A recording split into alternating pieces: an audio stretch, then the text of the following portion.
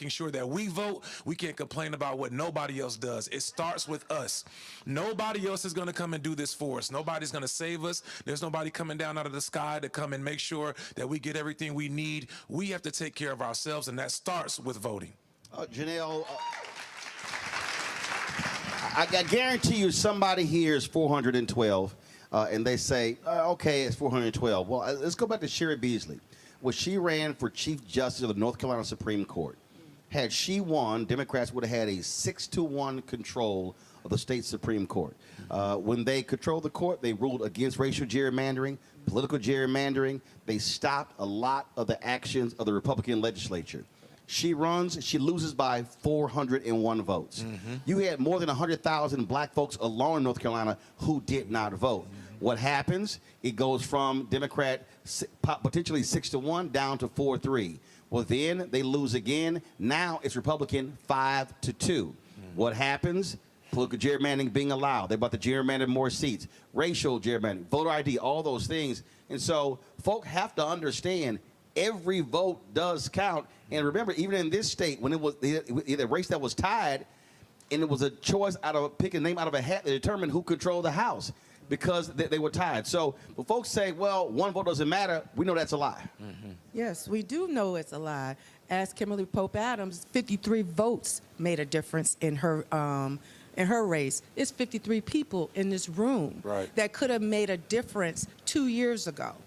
Now we have people that are sitting in seats at this moment, making pivotal decisions that impact me, but more so our young people, and that will impact your children.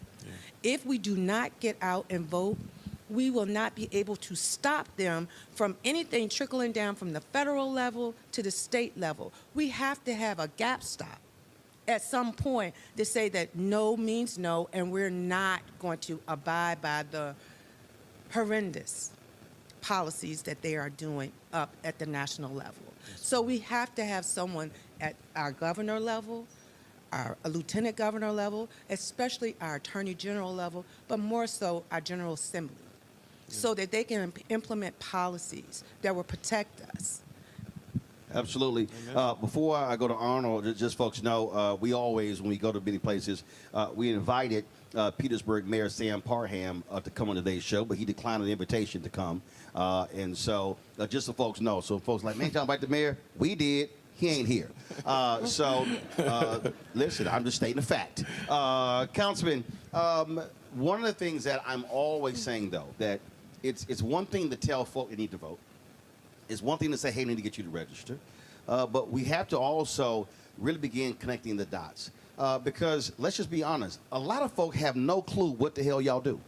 They don't. People don't, a lot of people don't know how the difference between a city councilman, a county exec, a state rep, a state senate, what a school board does. You get members of Congress who say they get phone calls that's about stuff that's really the city or the really a county job. And so we also have to have, after the election, before the next election, constantly what I call voter education, civics 101, so people really understand how government works and how government impacts every facet of a person's life.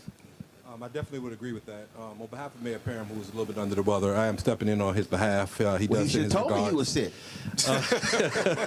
Well, that's a big thing, like communication. Communication in our communities is very important, and I think it does start with the youth and this new generation of voters and not getting voter fatigue. I think that's what you kind of was alluding to, because in Virginia, we vote every year. But that's everywhere, though. I mean, No, not every state votes every year. No, probably. What I'm saying is, no matter where you go, there's going to be an election, whether it's a statewide, federal, city, county, or school board. So the reality is you're always going to have, and also depending upon what municipality you live in. And so I get people to say voter fatigue, but they sure not fatigued when electricity goes up. Correct. Not fatigued when they're looking for improvements for economic development. Correct. When they're talking about funding HBCUs. Correct. And so, again, other folk ain't tired. And I agree. We have to make sure that our students understand that this is a marathon and it's not a sprint, as well as our older people to pour back into the elders, to pour back into the youth and the middle class so that everybody's playing their part. And that's what I meant about communication, because it is a difference between being on city council as well as being on school board. I can't handle all the issues, but I kind of be informed of them so I can talk to the constituents, let them know that I am concerned.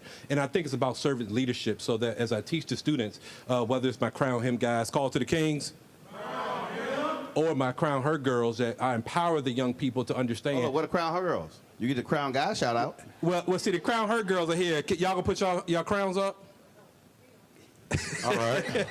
Oh, so the dudes say something, but y'all don't say nothing.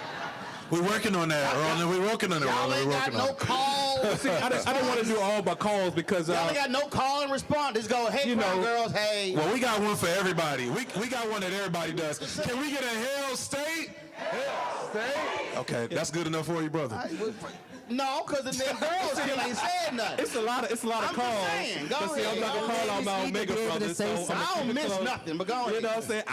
I ain't missed that dupe and that alpha shout out. But again, we hear about all of us working together. He's an Omega. The Omegas are on the front lines too. On the what? The Omegas are on the front lines, man. You know what I'm saying? Don't hurt your feelings. In all seriousness, we all play our parts and we all know how to get these things out. So whether it is economic development, the homeless rate, the poverty, or issues that really affect people differently, it's all about still just getting out and making sure that we can have good, sensible conflict resolution discussions, because I teach speech and debate here at Virginia State University, and we're also taking it into the schools of Petersburg so that we can understand in this time we can be disagreeable without being violent and just straight nasty to people. But how can we get to the table and talk? Because a lot of times when we get to these tables, we can find that there's similar talking points between us both so that we can move this needle forward for a better country that we live in. The West thing for me, though, is when we're talking about, again, elections, and for me, the reason I get it in a different way, because my parents were co-founders of a civic club. Mm-hmm. So the age of 8, 9, and 10, I'm sitting there, because we all free labor, sitting here. So the granular issues that impacted a neighborhood, going to city council meeting, knowing who to call, how to get vacant lots cut, and how to get abandoned houses torn down. So I saw it at that level. Mm-hmm. And that's the thing I think we need to get many people to understand. And this is why I think voter education is so critically important, because that's the role of government. What has happened is folk are running around saying, well, government has no impact on my life. And I'm like, that's the dumbest crap I've ever heard in my life, because it impacts literally every facet of your life from the womb to the tomb. Hello, I'm Isaac Hayes III, founder and CEO of Fanbase. And I'm here with a very important message. We are at a turning point in the Black community where we must have equity in the apps we use that scale to billions of dollars. But this time, we own the infrastructure, we own the culture, and we shape the future. And Fanbase is the future. Fanbase combines the free functionality of Instagram, TikTok, and YouTube into an all-in-one platform built for the evolution of social media and monetization. With over 1.4 million users, that's real proof that we are shifting the conversation of tech ownership and equity for creators. So right now, I want you to go to startengine.com/fanbase and invest today. The minimum to invest is $399. That gets you 60 shares of stock in Fanbase at $665 a share. This marks a turning point in Black ownership of social media. If we don't take this opportunity to own social media right now, we will always be customers to our own creations. And that can't go on.